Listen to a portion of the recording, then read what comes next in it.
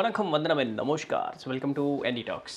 இன்னைக்கு நம்ம என்டி டாக்ஸில் ஒரு 2 நாள் முன்னாடி இந்த அனிமல் சாக்ரிஃபைசஸ், தெய்வத்திற்கு பலி கொடுக்கக்கூடியதெல்லாமே வந்து எப்படி ஏற்றுக்கொள்வது அப்படிங்கிற மாதிரி ஒருத்தங்க கேட்டிருந்தாங்க. அதுக்கு ஒரு காணொளி பண்ணியிருந்தோம்.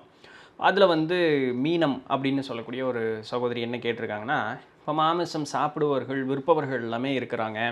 விற்பவர்களும் கொலை தொழில் தான் செய்கிறாங்க. நாம் அதை வாங்குகிறோம், காசுக்கு தான் வாங்குகிறோம். இருந்தாலும் நமக்காகத்தானே கொன்னார், இந்த இது வந்து பாவக்கணக்கில் தானே சேரும் அப்படின்னு மொட்டையாக கேட்டிருக்கேன். யார் பாவக்கணக்குன்னு அவங்க சொல்லலை. கணக்கு எப்படி பிரிப்பது? அடுத்தது கேட்டிருக்காங்க, கணக்கு எப்படி பிரிப்பது, அவருக்கு கொடுக்கவா நமக்கு கொடுக்கவா அப்படின்னு சொல்லிட்டு. பெரிய அசைவ உணவகத்தில் எத்தனை உயிர் தினமும் கொல்லப்படுகிறது. தொழில் என்றாலும் இந்த பாவ கணக்கு பெரிதல்லவா? நடத்துபவர், கொள்பவர், சமைப்பவர், சாப்பிடுபவர், இந்த கணக்கை இயற்கை எப்படி பிரிக்கும்? வெகு நாள் கேள்வி அப்படின்னு சொல்லிட்டு ஏன் போய் இந்த ஒரு ஆராய்ச்சிக்குள்ளே சகோதரி நுழைஞ்சாங்க அப்படின்னு தெரியல. வேண்டான்னா வேண்டான்னு விட்டுட்டு போயிருக்கலாம். பாவக்கணக்கு பிரித்து அதை ஆராய்ச்சி செய்யக்கூடிய அளவுக்கு நமக்கு பக்குவம் உண்டோ அப்படின்னு ஒரு சிந்தனை நமக்கு வந்திருந்தாலே போதும். பக்குவம் இல்லை. இருந்தாலும் கேட்ட கேள்விக்கு தெரிந்த பதில் சொல்லணுங்கிறது ஒரு நியதி. தெரிந்த பதிலை மட்டும் சொல்கிறேன் பாருங்கள். ஒரு கொலை அப்படிங்கிறது ஏன் செய்யக்கூடாது அப்படிங்கிற முதல் கேள்விக்கு நம்ம வந்து விடை காணுவோம். சரிங்களா? இப்போ நம்ம கூடயே பொறுத்து பார்த்துக்கிட்டோம் அப்படின்னு வச்சுக்கோங்களேன்.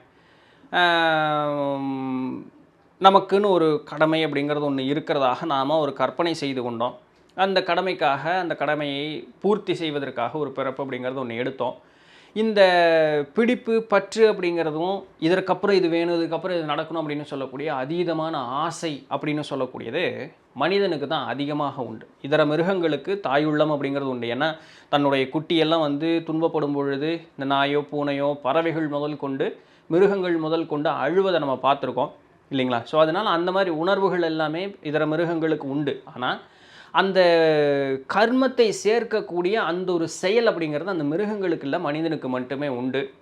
அப்போது இந்த மாதிரி ஒரு வளர்ச்சி கொண்ட இந்த மனிதனுடைய மனம், அவனுடைய காரியம் வந்து தானாக செய்யாமல் அதை செய்து போயிட்டானா அவனுக்கு அதை பற்றி பிரச்சனை இல்லை. நம்ம ஒரு புது வண்டி வாங்கியிருக்கோம், நாம கொண்டு போய் முட்டை வச்சுட்டோம்னா நம்மளுக்கு அப்படின்னு போயிடலாம்.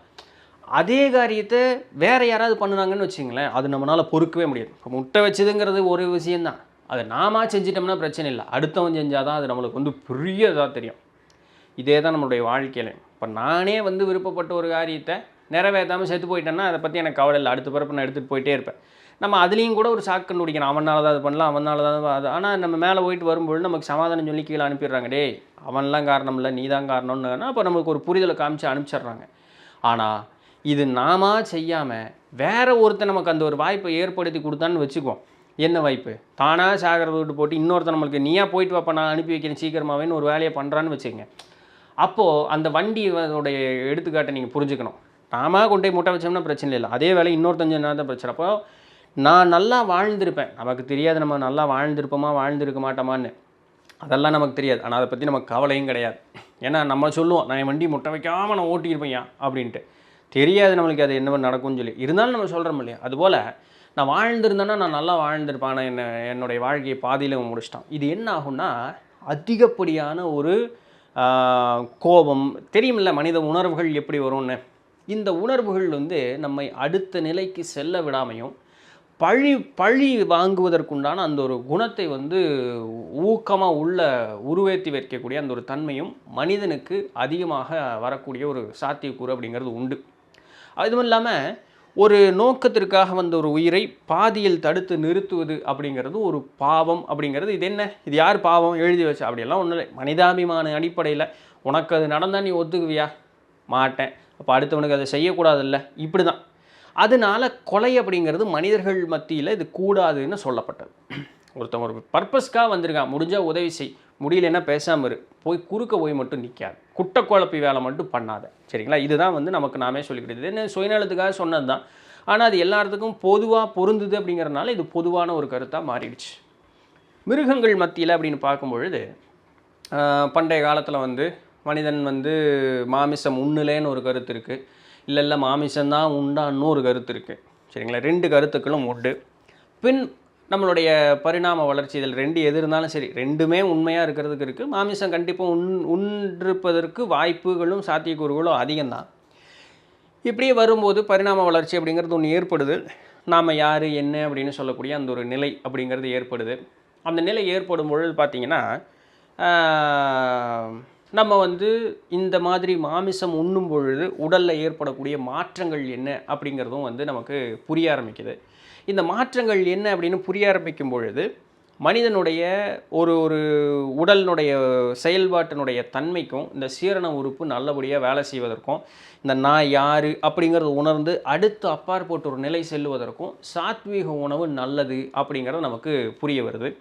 அப்போ இது புரிய வரும்பொழுது மாமிசம் வேண்டாம் அப்படின்னு சொல்லி அவனாக ஒதுக்கி இந்த பக்கம் நகர்றான். எப்படி வந்து ஒரு மனித உயிரை கொல்லுவது பாவம் அப்படின்னு சொல்கிறானோ அதையவே வந்து அடுத்த உயிருக்கும் பொருத்தினான்.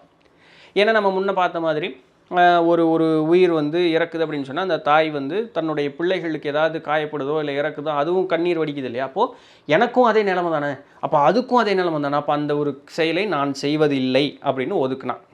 இது எல்லாருனாலையும் முடியல. அதை பற்றி இவனும் கவலைப்பட்டுக்கல. முடிஞ்ச அளவுக்கு பண்ணாதீங்கப்பான்னு சொன்னான். கேட்டவன் கேட்டான், கேட்கல. இவனுக்கு புரிஞ்சுதா, போயிட்டே இருக்கான். நல்லது சொன்னேன், கேட்குறது உன்னுடைய வழி, நான் என்னுடைய வழியை பார்க்குறேன்னு அவன் போயிட்டான்.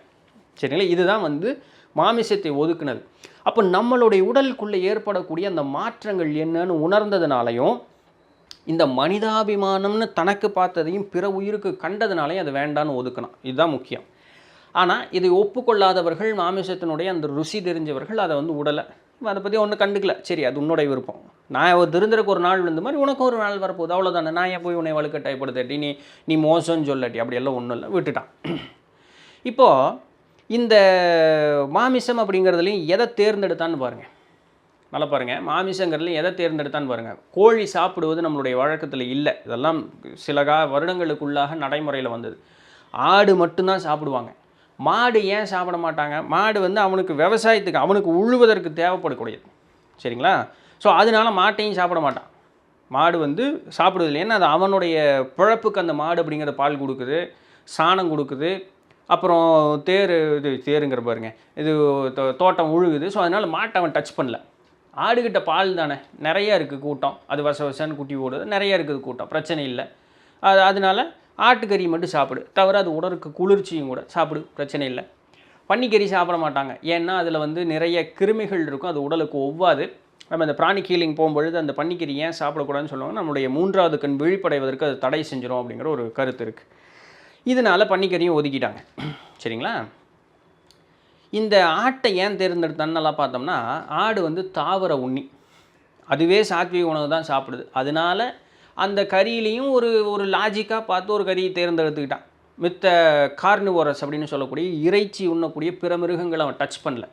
இந்த முயல் தான் பிடிச்சிருப்பான். பறவைகளும் பார்த்திங்கன்னா மாமிச பட்சினி பறவைகளை சாப்பிட்ருக்க மாட்டான். சரிங்களா? ஸோ இதெல்லாம் வந்து அவனுடைய கணக்கில் வந்து வச்சுக்கிட்டே இருக்கார். அந்த ஒரு மிருகத்தை உண்டாலும் அது சாத்வீக உணவு உண்ணக்கூடிய மிருகமாக தான் இருக்கணும். ஏன்னா அதுவும் வந்து அதனுடைய உடலில் தோஷமாயிடக்கூடாது.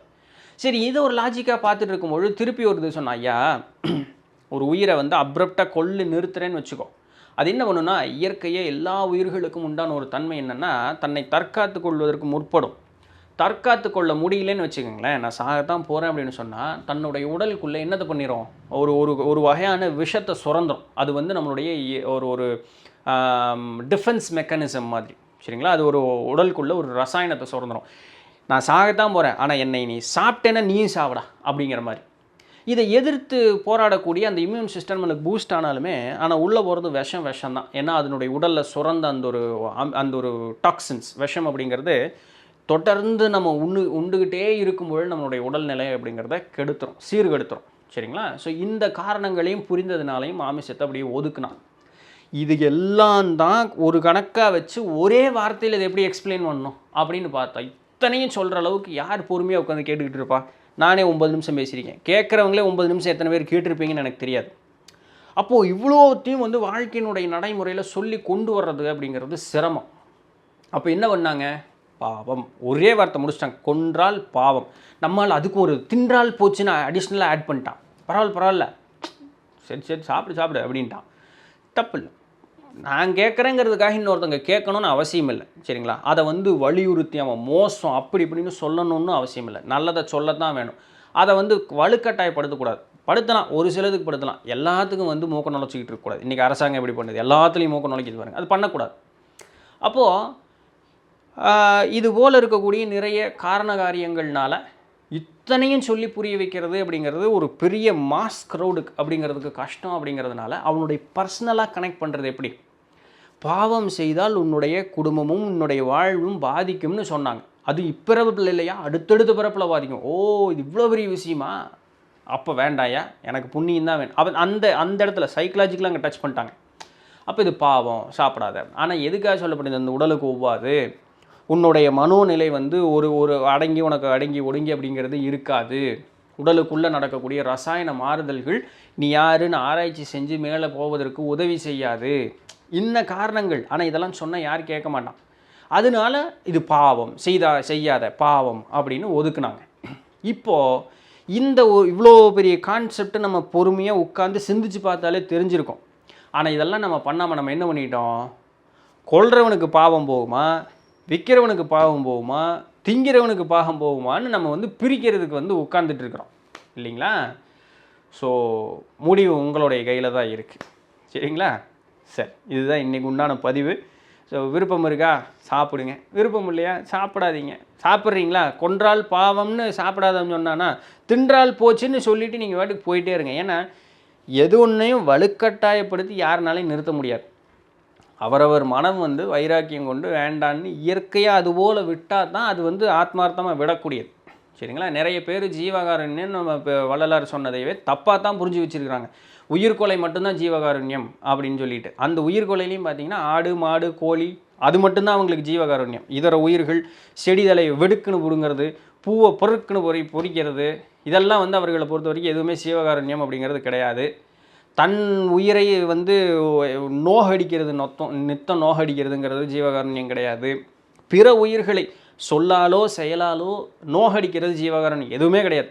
ஆடு மாடு கோழி இதை எதையும் கொல்லக்கூடாது, அது கொல்லுலைன்னா ஜீவகாருண்யம். ஸோ அவ்வளோதான் இன்றைக்கி புரிதல் அப்படிங்கிறது அவ்வளோதான் இருக்குது, தப்பு இல்லை. அது அப்படி நாள் அந்த மாதிரி இருக்குது, அவ்வளோதான், மற்றபடி வேறு ஒன்றும் இல்லை, சரிங்களா. ஸோ நீ உங்கள் மனசுக்கு எது சரின்னு போடுதோ அதற்கு ஏற்றாற் போல் நீங்கள் உங்களுடைய வாழ்க்கையை வாழ்ந்து கொள்ளலாம், ரைட். ஸோ இதுதான் இன்றைக்கி உண்டான பதிவு. பிடிச்சிருந்திருக்கும், இன்ஃபர்மேட்டிவாக இருந்திருக்கும் அப்படின்னு நம்புகிறேன். நாளைக்கு வேறு ஏதாவது ஒரு சுவாரஸ்யமான செய்தியில் சந்திப்போம். அதுவரையும் தொடர்ந்து இருந்திருங்கள். நான் உங்கள் இடத்துல நன்றி.